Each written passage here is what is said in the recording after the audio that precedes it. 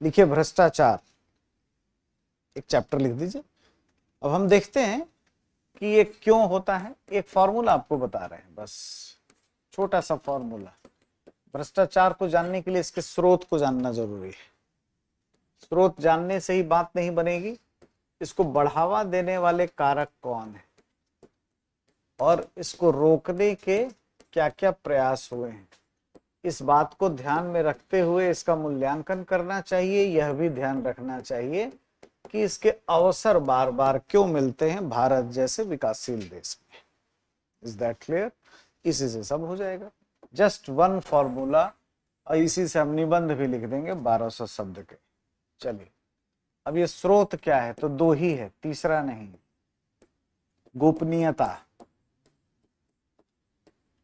गोपनीयता और दृढ़ नियम विनियम, रिजिड रूल्स एंड रेगुलेशंस। जहां नियमों की जटिलताएं हैं, प्रक्रियात्मक जटिलताएं जहां हैं, गोपनीयता जहां है, वहीं भ्रष्टाचार पनपता है, वहीं पर रिश्वत और बाकी चीजें चलेंगी। ये भी समझने की आवश्यकता है कि ये विकसित देशों में नहीं है। भारत एक विकासशील देश है। विकासशील देश में क्यों ज्यादा होता है? क्यों? क्योंकि विकासशील देश में विकास की प्रक्रिया तीव्र होती है और नौकरशाही को खर्च करने के अवसर अधिक मिलते हैं। नौकरशाही एक्सपेंडिचर बहुत करती है, इनको खर्च करने के अवसर मिलते हैं। प्लस हम कैशलेस हो नहीं पाए हैं, है ना।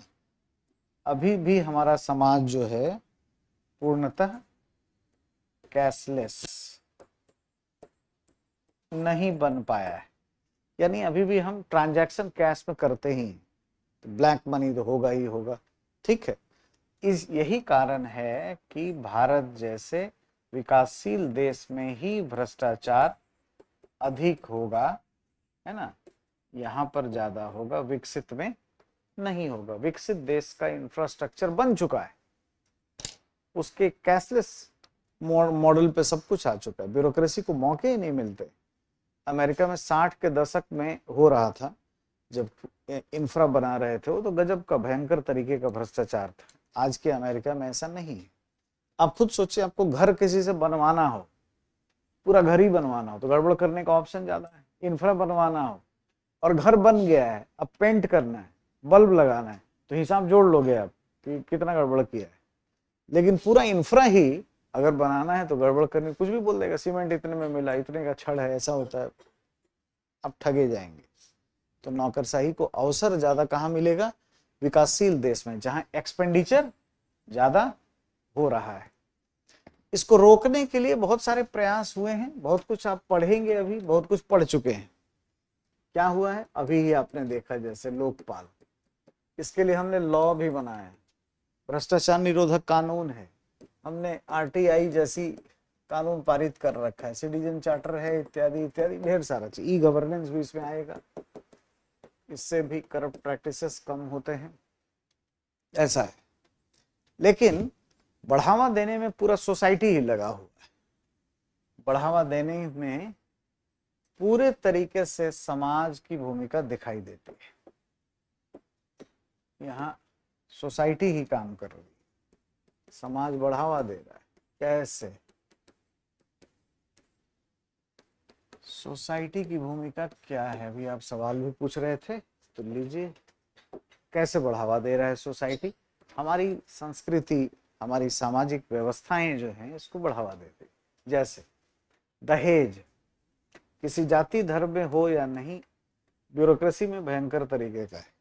ठीक, तो दहेज एक बहुत बड़ा ट्रिगरिंग फैक्टर है जो ब्यूरोक्रेसी में भ्रष्टाचार को बढ़ावा दे रहा है। अब आ जाइए स्कूली दाखिला। स्कूल में एडमिशन जो है ना, ये बहुत बड़ा एक फैक्टर है, ट्रिगरिंग फैक्टर, जो मोटिवेट करता है ब्यूरोक्रेसी को। तो स्कूली दाखिला एक बड़ा फैक्टर है। इस ऐसे स्कूल में एडमिशन ना हो तो एकदम लोग दुखी हो जाते हैं, मतलब कि हमारा तो सब कुछ चला गया टाइप का। तो ये जो शिक्षा के केंद्र हैं, ये समाज के अंग होते हैं, है ना। फ्रेंडशिप सर्किल, परिवार, एजुकेशनल इंस्टीट्यूट समाज के अंग होते हैं। यही तो ट्रिगर कर रहे हैं, इनको ठीक कर दीजिए तो नहीं होगा। ठीक है, तो ये बहुत बड़ा ट्रिगरिंग फैक्टर है। प्लस ये मध्य वर्ग, इसका जो मिजाज है ना, ये अलग तरह का है, ये भी एक मिजाज रखता है अपना। मध्य वर्ग देखिए कैसा है भारत का। और जैसे यूरोप में करप्शन नहीं है, अमेरिका में नहीं है, तो वहां के मध्य वर्ग का मिजाज कैसा है, हमारा कैसा है? हमारे यहाँ का जो मिडिल क्लास है वो क्या करता है, जैसे ही थोड़ा पैसा आया तो वो ब्रांड पे जाना शुरू करता है। मैंने क्या बताया आपको, जहां पैसा खर्च होगा और अगर कैशलेस नहीं बना है, गड़बड़ होना तय है।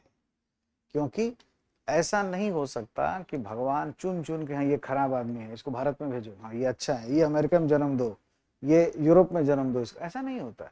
यही वो इंसान है जो हमारे यहाँ है, जो वहां है। अगर मैकियावेली बताता है कि भाई मनुष्य स्वार्थी प्राणी है, लोग अपने पिता की मृत्यु को भूल जाते हैं, पितृधन की हानि को नहीं भूलते, तो वो तो फैक्ट है। ये है यहाँ भी, वहां भी, हर जगह। लेकिन उन्होंने सिस्टम अच्छा बना लिया, हमने सिस्टम अच्छा नहीं बनाया, इसलिए हमारे यहाँ भ्रष्टाचार पाया जाता है। ठीक है, तो ये जो मध्य वर्ग है, छोड़िए पहले बात समझिए, सब है ना। मध्य वर्ग जो है क्या करता है, एक्सपेंडिचर उसका हो जाता है ऐसे। प्लस इसका एक और हैबिट है जो यूरोप के मध्य वर्ग का नहीं है, वो ये कि भ्रष्टाचार का ये गजब आलोचक है, गजब का ही मध्य वर्ग। सुबह उठा अखबार लेके खूब अत्याचार, दुराचार, अनाचार पत्नी जी के सामने, छोटे भाई के सामने, और नहा धो के निकल गया बढ़ावा देने को। कहीं रिश्वत दे आया कि हमारे बिजली का मीटर लगा दीजिएगा, रास्ता में ट्रैफिक पुलिस पकड़ लिया तो ले दे के कुछ कर लिया जाए, या वैसे ही एक गांधी जी को पकड़ाते हुए आगे चला गया। मतलब ये वो समझता ही नहीं कि हम ही अभी भाषण दे रहे थे थोड़ी देर पहले। इतना नॉर्मलाइजेशन, इतना अडॉप्ट कर लिया है, इसको कहते हैं cynical view. Cynical view, cynical syndrome होता है जिसमें भ्रष्टाचार की आलोचना करके उसमें जीने का आदत हो जाता है, उसमें अच्छा लगता है, और फिर उसको एक एंटरटेनमेंट के जैसा हम लेते हैं, उससे कोई प्रभावित हम लोग होते नहीं है। ये ठीक है, बताओ, तो इसी से तो पैसा लगा है, तो यही तो मैं बोल रहा हूं कि लगता है। तो अब यही बात है ना कि हम लड़ते भिड़ते नहीं हैं, हम लोग पे करते हैं। तो क्या है मध्य वर्ग का प्रभाव। दूसरा, हमारी पारिवारिक जो अभिवृत्तियां हैं वो भी इसी तरह की होती है। हमारा फैमिली का एटीट्यूड भी ऐसा ही। फैमिली में क्या होता है, एक कमाने वाला और उस पर निर्भर लोगों की संख्या अधिक। आप बस बोल दो ना गांव घर में पीटी हो गया मेरा, कितने लोग काम धाम छोड़कर बैठ जाए। अब तो आ ही रहा है, अब क्या, अब तो जहां जहां उसका ट्रांसफर होगा वहीं हम फ्लैट लेंगे, वहीं ठेकेदार, हम उससे ठेकेदारी लेंगे, हमारा काम चलता रहे, हमारा हो गया काम।